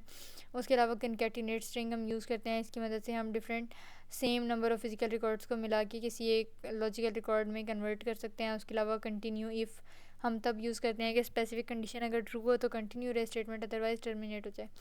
फिर उसके अलावा कन्वेंशनल पाथ लोड बेसिकली एक एरे क्रिएट करता है। उसकी मदद से क्या होता है कि एसक्यूएल इंसर्ट स्टेटमेंट जो है वो डेटा को लोड करती रहती है, और जब वो एरे ख़त्म हो जाता है, एम्प्टी हो जाता है, तो फिर सारा जो डेटा है वो आपका, हम कहते हैं कि लोड हो गया और आपका पूरा जो प्रोसेस है वो ख़त्म हो गया, ठीक है। तो records that do not confirm to the field specifications are rejected and those records that do not satisfy the selection criteria are discarded, और ये discarded और बैड फाइल्स का मैं आपको बता चुकी हूँ। फिर उसके अलावा कन्वेंशनल पाथ लोड मेथड्स जो हैं वो क्लस्टर्ड टेबल्स और अनक्लस्टर्ड टेबल्स दोनों में डेटा को लोड करने के लिए यूज़ हो सकते हैं। जो क्लस्टर टेबल्स होते हैं वो क्लस्टर की, कोई प्राइमरी की, कोई फॉरेन की, मतलब इस तरह का कोई स्पेसिफिक यूनिक की यूज़ करते हैं, और जो अनक्लस्टर्ड होते हैं वो नहीं करते, ठीक है।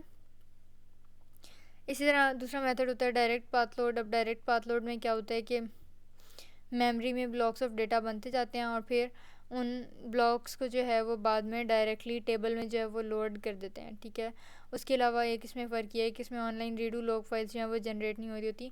अगर आपका सिस्टम या जो आपका डेटाबेस है अगर तो वो आर्काइव लोड मोड यूज़ कर रहा है, आर्काइव लॉग, तो फिर तो रीडू लॉग फाइल्स भी क्रिएट होंगी, अदरवाइज़ जो है वो नहीं होंगी। तो इसीलिए आमतौर पे कहा जाता है कि डायरेक्ट लोड मेथड जो है वो आमतौर पे फास्टर होता है as compare to conventional path load. क्यों? क्योंकि ये रीडू लॉग फाइल्स जो है वो क्रिएट नहीं कर रहा होता। सही हो गया।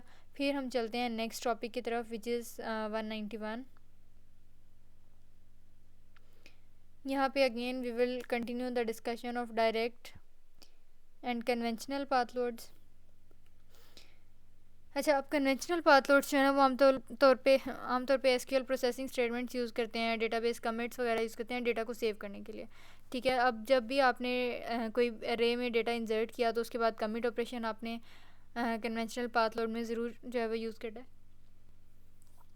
अच्छा, फिर डेटा को कैसे सेव करते हैं? डायरेक्ट पाथ लोड्स जो हैं वो डेटा सेव ऑफर करते हैं, जिसकी मदद से हम ब्लॉक ऑफ डेटा किसी ओरेकल डेटा फाइल में राइट कर सकते हैं और उसके डिफरेंट जो हैं वो फीचर्स हैं जो कमिट से जो है वो चेंज होते हैं। तो यहाँ पे हमने डिफरेंस बताना है, कह लें कि डेटा को सेव करने का या फिर डेटा को कमिट करने का। तो जब हम डेटा को सेव कर रहे होते हैं तो जो डेटाबेस का पूरा ब्लॉक होता है वो डेटाबेस में राइट कर दिया जाता है। फिर ये जो ब्लॉक राइट किया जाता है उस डेटाबेस में, वो जो आपके टेबल का हाई वाटर मार्क होता है उसके नीचे राइट किया जाता है। फिर जब डेटा सारा सेव हो जाता है तो वो जो हाई वाटर मार्क है उसे मज़ीद नीचे मूव कर देते हैं, मतलब जो एक आपके पास टर्मिनेटर होता है जिससे हम कहते हैं कि हाँ this is the end of the table. उसके अलावा इसमें इंटरनल रिसोर्सेज जो हैं वो बाद में रिलीज़ नहीं किए जाते, वो ऑक्यूपाइड ही रहते हैं। और अगर हम डेटा सेव कर हैं तो उससे ट्रांजैक्शन कमिट नहीं होती है, एंड नहीं होती है। और उसके अलावा इंडेक्स वगैरह भी जो है वो हर डेटा सेव पे अपडेट नहीं किए जाते। तो यहाँ पे थोड़ा सा कंपैरिजन आ जाता है कि कन्वेंशनल लोड जो है वो कमिट स्टेटमेंट यूज़ करता है परमानेंट चेंजेस करने के लिए, और डायरेक्ट पाथ लोड जो है वो डेटा सेव्स यूज़ करता है। इसी तरह कन्वेंशनल लोड जो है वो उसमें रीडू एंट्रीज हमेशा जनरेट की जाती हैं, डायरेक्ट पाथ लोड में नहीं होती, सिर्फ स्पेसिफिक कंडीशंस में ही जनरेट की जाती है। इसी तरह कन्वेंशनल लोड में सारे कंस्ट्रेंट्स प्राइमरी की, यूनिक की एंड ऑल दैट ये हम मेक श्योर करवा रहे होते हैं, और डायरेक्ट पाथ लोड में ऐसा नहीं होता। तो मतलब ये डिफरेंट आपने कंपैरिजंस जो हैं वो देख लेना है। तो लॉगिंग चेंजेस में अब ये होता है कि आपके पास क्या होता है कि रीडो एंट्रीज जो हैं वो क्रिएट नहीं होती जब हम डायरेक्ट पाथ लोड यूज़ कर रहे होते हैं, और जब हम कन्वेंशनल पाथ लोड यूज़ कर रहे होते हैं तो फिर आपके पास रीडो एंट्रीज जो हैं वो क्रिएट होती हैं। तो डेटा अगर नो आर्काइव लॉग मोड में है या फिर आर्काइव लॉग मोड में है तो फिर क्या होता है कि लॉगिंग को डिसेबल किया गया होता है, जिसकी वजह से क्या होता है कि रीडू लॉग फाइल्स जो हैं वो जनरेट नहीं होती। कब? अगर हम डायरेक्ट पाथ लोड को यूज़ कर रहे हैं तो। फिर हम डायरेक्ट पाथ लोड की जब बात करते हैं तो उसमें कुछ कंस्ट्रेंट्स को हैंडल करने किया कैसे जाता है वो हमने देखना है। तो इसमें देखें कि जो नॉट नल कंस्ट्रेंट्स होते हैं उनको पहले चेक किया जाता है जब भी एरे बिल्ड होती है। फिर उसके अलावा जो फॉरेन की और चेक कंस्ट्रेंट्स होते हैं उनको डिसेबल कर देते हैं, और जो प्राइमरी की या यूनिक की कंस्ट्रेंट्स होते हैं उनको चेक करते हैं ड्यूरिंग द एग्जीक्यूशन, और फिर एंड पे भी देखते हैं कि हमने उनको डिसेबल करना है या इनेबल ही रखना है। फिर पैरेलल डायरेक्ट पाथ आ जाते हैं। यहाँ पे हमने ये देखना है कि कुछ मॉडल्स ऑफ कंकरेंसी हैं जो बेसिकली डेटा लोडिंग के टाइम को मिनिमाइज़ करने में हेल्प आउट कर सकते हैं। पहला है कंकरेंट कन्वेंशनल पाथ। ये हमें कब चाहिए होता है? जब हमने आपके डेटा में आपकी डेटाबेस में कोई इंटेग्रिटी कंस्ट्रेंट आ गया, कोई ट्रिगर आ गया। सेकंड पाथ आपने तब यूज़ करना होता है जब आपने डिफरेंट ऑब्जेक्ट्स जैसे टेबल्स या फिर एक ही टेबल की डिफरेंट पार्टीशंस लोड करनी होती हैं तो। और थर्ड इंट्रा सेगमेंट कंकरेंसी जो है वो हम तब यूज़ करते हैं अगर हमने काफ़ी सारे multiple direct path load sessions जो हैं वो इकट्ठे रन करने हो किसी सेम टेबल या सेम पार्टीशन में, ठीक है।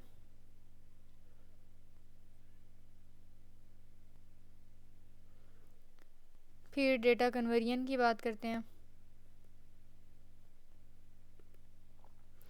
तो कन्वेंशनल पाथ लोड में क्या होता है कि डेटा की जो फील्ड्स हैं डेटा फाइल में, पहले उनको कन्वर्ट किया जाता है डेटाबेस में, और ये 2 स्टेप्स में होता है। पहले हम इंसर्ट स्टेटमेंट लगा के कुछ फील्ड्स को स्पेसिफाई करते हैं, उनका फॉर्मेट वगैरह डन करते हैं, और फिर सेकंड स्टेप में हम जो ओरेकल का डेटाबेस सर्वर होता है वो एक्सेप्ट करता है डेटा को, और फिर आगे से आगे डेटा को स्टोर कर देता है। ठीक है, तो इनपुट फॉर्मेट जो होता है किसी भी उसका वो रिजेक्ट कब होता है आपके पास किसी भी डेटा का, वो रिजेक्ट तब होता है जब आपके पास सारे बैड रिकॉर्ड्स बैड फाइल में स्टोर्ड हों, तो वो रिजेक्ट हो जाते हैं। या फिर डीलैमिनेटेड फील्ड्स जो हैं वो एक्सीड इट्स मैक्सिमम लेंथ, कि वो जैसे हमने पढ़ा था कि कोई कोमा सेपरेटर हो सकता है, या कोई सेमी कॉलन, कोई फुल स्टॉप, कोई नल साइन, तो वो अगर अपनी मैक्सिमम साइज़ को इंक्रीज़ कर जाए तो भी वो इनपुट फाइल जो है वो रिजेक्टेड होती है।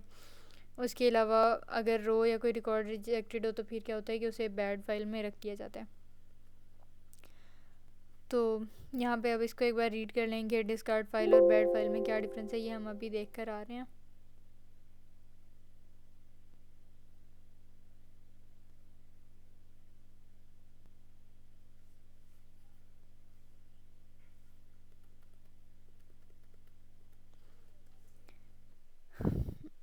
अच्छा जी, अब आ जाता है लेक्चर नंबर 193, और इसमें हमने क्या बात करनी है, लॉग फाइल्स की, और कौन कौन से स्टेप्स जो हैं वो हम अडॉप्ट कर सकते हैं फॉर लॉग फाइल्स।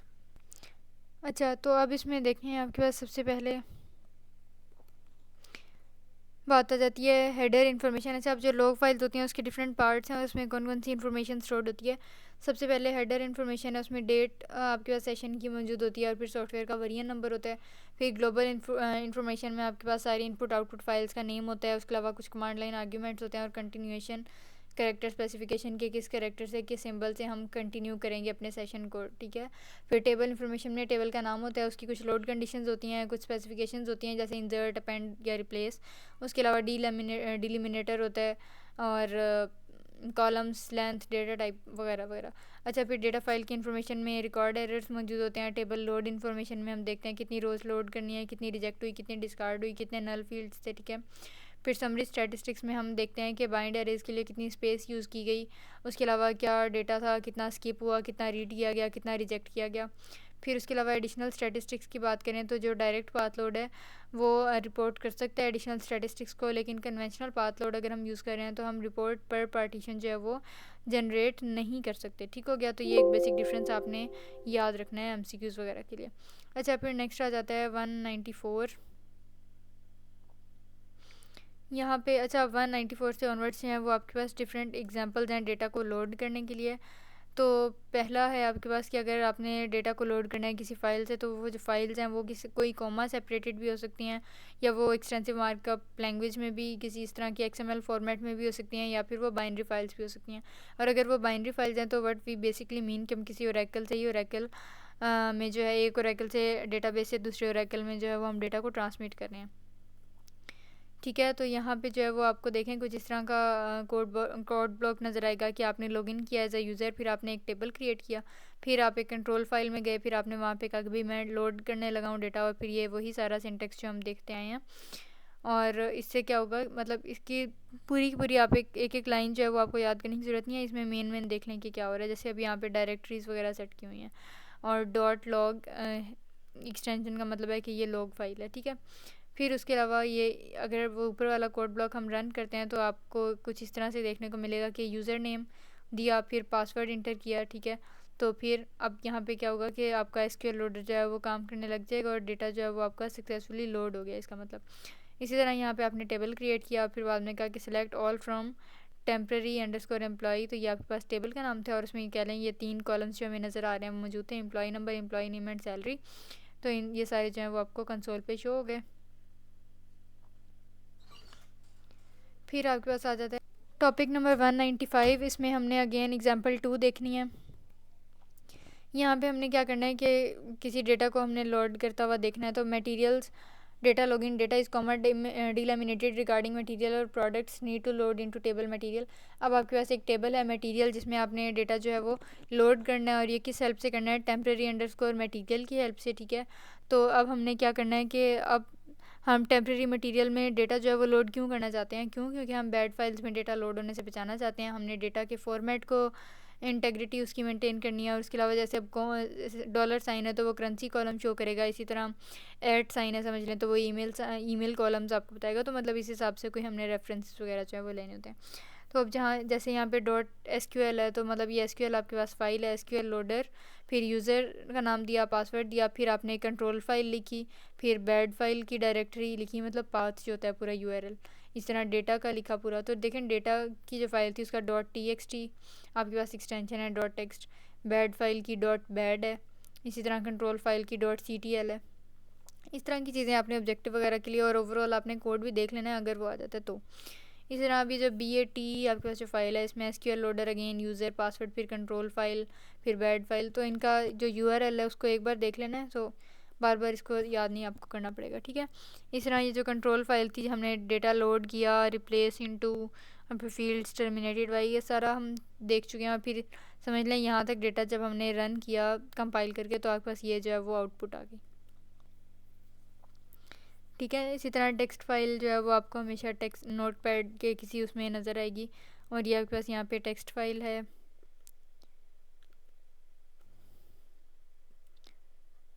अच्छा, फिर आ जाता है लेक्चर 196।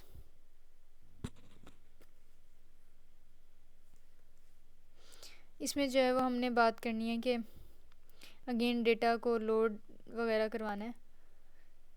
तो यहाँ पे अब .SQL फाइल है आपके पास, टेबल स्क्रिप्ट स्टूडेंट, फिर SQL लोडर, यूज़र का नाम दिया, पासवर्ड, फिर control file is equal to C, और फिर ये जो आपके पास पूरा सिंटेक्स होता है URL का, डायरेक्टरी का, फिर लॉग फाइल, देखें इसकी एक्सटेंशन .log है, फिर बैड फाइल, फिर डेटा फाइल। अच्छा, फिर नेक्स्ट आ जाता है लेक्चर 197। इसमें जो है वो हमने नेक्स्ट एग्जांपल देखनी है।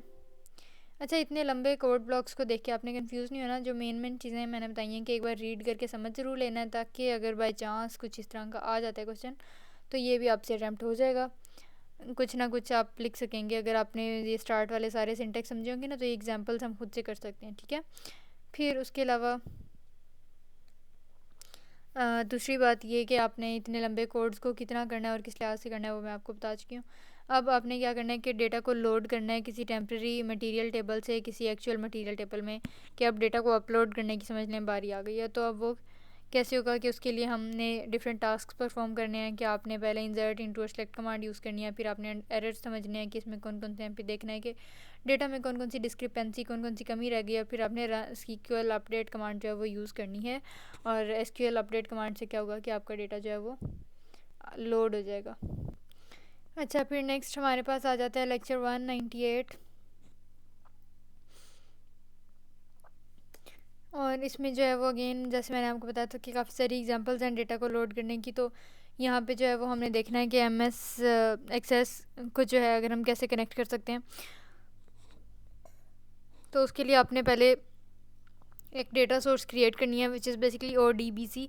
अब ODBC आपके पास क्या है, ओपन डेटाबेस कनेक्टिविटी, और ये कह लें कि एक एप्लीकेशन पोर्टल है या एक एप्लीकेशन इंटरफेस है, एक API है आपके पास, जिसकी मदद से हम डेटा लोडिंग वगैरह में हेल्प जो है वो ले सकते हैं SQL में या डिफरेंट इंटरफेसेस में, ठीक है। तो यहाँ पे सबसे पहले आपने एक डेटा सोर्स क्रिएट करनी है ओपन डेटाबेस कनेक्टिविटी की, और यूज़र इसका कौन होगा, स्कॉट। फिर उसके बाद आपने access file MS access file open करनी है और उसको उसे ODBC के साथ जो है वो कनेक्ट कर लेना है, और फिर आपके पास लाइक ऑप्शंस होंगी और आपने वहाँ से जो है वो डेटा को कर लेना है। अच्छा, अब यहाँ पे जैसे देखें मैं क्या आपको बता रही थी कि आपने जो है वो MS एक्सेस ओपन किया, यहाँ पे आपको मेन मेन्यू में एक्सटर्नल डेटा के टैब के अंदर एक ऑप्शन नज़र आ रही होगी ओपन डेटाबेस कनेक्टिविटी डेटाबेस। जब आप इस पर क्लिक करें तो फिर आपने यहाँ से टेबल्स और फाइल्स जो हैं वो सिलेक्ट कर लेनी है कि इंपोर्ट कौन सी करनी है, ठीक है। और इसी तरह यहाँ पे देखें एक्सपोर्ट टैब में के अंडर जो है वो हम एक्सपोर्ट भी जो है वो कर सकते हैं, ठीक है। तो मतलब इस तरह से जो है वो MS एक्सेस में ऐसे कोड ब्लॉक्स नहीं इन्वॉल्व होते, वो इंटरफेस के ज़रिए से ही हम डिफरेंट कह लें कि डेटास को इंपोर्ट भी कर सकते हैं और एक्सपोर्ट भी कर सकते हैं। फिर यहाँ पे अब आ जाता है कि आपने एक स्पूल फाइल क्रिएट करनी है। स्पूल फाइल एक वो फाइल होती है जिसमें हम डेटा को थोड़ी देर के लिए टेम्परेरीली लाइक रखते हैं और फिर वो एक्चुअली जो है वो प्रोसेस हो जाता है। तो दूसरे लफ्ज़ों में वो डेटा जो अभी प्रोसेसिंग के लिए वेट कर रहा होता है उसको हम स्पूल फाइल्स में रखते हैं, या उन फाइल्स को हम स्पूलिंग फाइल्स या स्पूल फाइल्स कहते हैं। तो आपने पहले स्पूल फाइल्स जो है वो क्रिएट करनी है, और कैसे करनी है कि अगर आपके पास स्कॉट डेटाबेस है, स्कॉट यूज़र की स्कीमा है, तो आपने स्पूल कीवर्ड यूज़ करना है, आगे उसकी डायरेक्टरी देनी है, फिर सिलेक्ट, फिर यहाँ पे कोई भी कंडीशन, कोई कॉलम हो सकते हैं, पूरा टेबल हो सकता है, सिलेक्ट ऑल फ्रॉम एम्प्लॉई, और फिर स्पूल ऑफ। तो इससे क्या होगा कि स्पूल फाइल आपके पास क्रिएट हो जाएगी, और उसमें डेटा जो है वो टेम्परेरी बेसिस पे जो है वो स्टोर्ड होगा, और जब वो प्रोसेसिंग के लिए तैयार हो जाएगा तो फिर वो वहाँ से फैच होके मेन स्ट्रीम में चला जाएगा। ठीक है, तो स्पूल फाइल जो होती है ना, उसमें आपके पास जो है वो कोमा डिलैमिनेटेड रोज होती हैं, कि हर रो जो है वो टर्मिनेट हो रही होती है कोमे की हेल्प से, और फाइल्स जो हैं वो किसी भी DBMS में स्पूल फाइल से आगे जो है वो अपलोड करने के लिए यूज़ की जा सकती है। फिर हमारे पास आ जाता है टॉपिक नंबर 200। यहाँ पे अब आपके पास आ जाती है डेटा लोडिंग की 7th एग्जांपल, और यहाँ पे अगेन आपने पहले जो है वो स्पूल फाइल को प्रिपेयर करना है। ये वही कोड ब्लॉक है जो भी हम देख के आए हैं। स्पूल फाइल में आपके पास एक्सटेंसिव मार्कअप लैंग्वेज XML की कुछ रोज़ होती हैं, फिर उसके अलावा फाइल्स जो हैं वो किसी DBMS में डेटा को लोड करने के लिए स्पूल फाइल्स यूज़ हो सकती हैं। अब यहाँ पे आपने क्या किया, सिलेक्ट किया, आगे आपने समझ लें कॉलम का नाम लिखा, फिर आगे उसका नेम दे दिया, या फिर कह लें कि टेबल लिखा, आगे कॉलम्स बता दिए, ये एलिमेंट, फिर इसके आगे कॉलम, फिर ये एलिमेंट, इसके आगे कॉलम। फिर उसके अलावा फिर आपने कहा कि मैं इसको आउटपुट में शो करवाना चाहती हूँ, और फिर उसके अलावा फ्रॉम किस टेबल से, फ्रॉम एम्प्लॉय टेबल से। और ये स्लैश का क्या मतलब है, मैंने आपको बताया था कि PL SQL में हम जब स्लैश साइन यूज़ करते हैं PL SQL में, तो इसका मतलब होता है कि वो कंपाइल और run at the same time करेगी।